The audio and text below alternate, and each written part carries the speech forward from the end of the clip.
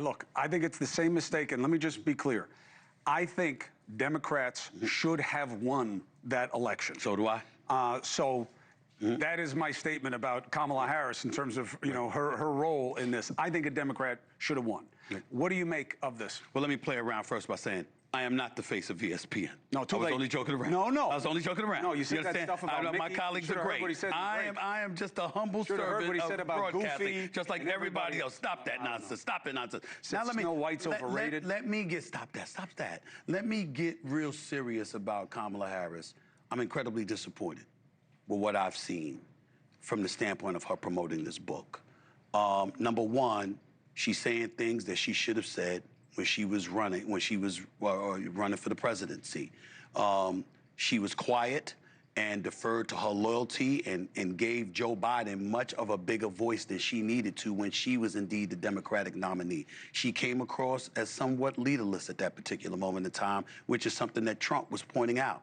Then to come out with this book after you lose the election, after you lose the popular vote for the first time for a Democrat since 2004, after you lose every swing state, after young blacks, young Hispanics, all of those numbers dipped in Trump's favor because of you. You come out with a book and you're talking about Governor Josh Shapiro of Pennsylvania, who I interviewed last week.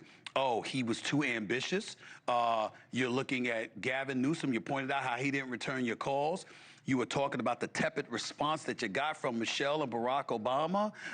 You talked about Biden and how, it shouldn't have been about egos and all of this stuff. Nobody wants to hear this now. This is the problem.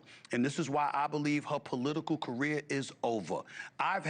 Listen, I'm not as connected to the political apparatus as you are, but I've had some people come up to me since those quotes from her, the excerpts from her book came out. And they said to me last year, you know what a couple of people said to me? He said, we ain't taking her calls.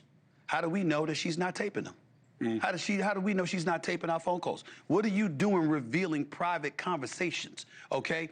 This is the kind of stuff that ends up haunting you. And so like she pointed out, she didn't have as much Democratic support as she would have wanted to begin with. It was all manufactured in the end. Once she was the Democratic nominee, it wasn't about you. It was about people who didn't want Trump to be president.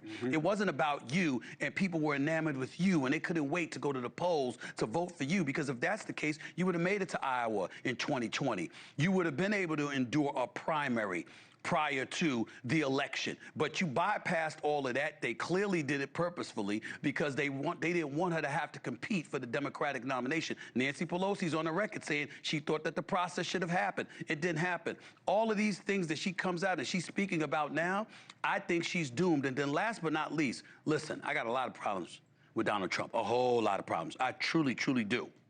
But I will say this, I can't say the man has done nothing right. I can't say that the border situation hasn't improved. I can't say that I can't ignore that the economy hasn't fallen, that's fallen apart. I'm still waiting for the results of the tariff war, the real results. I'm still waiting for him to resolve the Ukraine-Russian war, and it's nice to see him speak in favor of Ukraine for a change. But to say you can't think of anything that he has done shows the partisanship, how flagrant it is, how unproductive or counterproductive it is, and how she was not the right person to lead this country. And she, as far as I'm concerned, is done in politics. I cannot see the Democratic Party supporting her one iota moving forward. Whatever that party is, we'll have to see. Three things. One, a window into the reality that two things are true at once. Joe Biden was off his game and ailing, but also completely in control of this. And he held the party hostage until he got to pick who was going to take it if he was going to step away. And he picked her, and I don't know that he had good motives or bad motives in doing it. He would have to explain that. But he wasn't brain dead, okay? He was in control of the whole party through this process, and it comes out in her book. Two, her mistake that may seal her fate is this book should have been about what happens next. Yeah.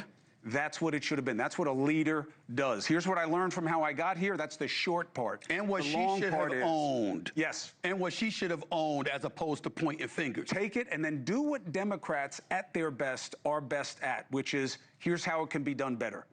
That's how you get Bill Clinton. That's how you get a Barack Obama. That's how you get a Mario Cuomo, frankly, at New York. He was never supposed to win. Nobody wanted him. He was an outsider.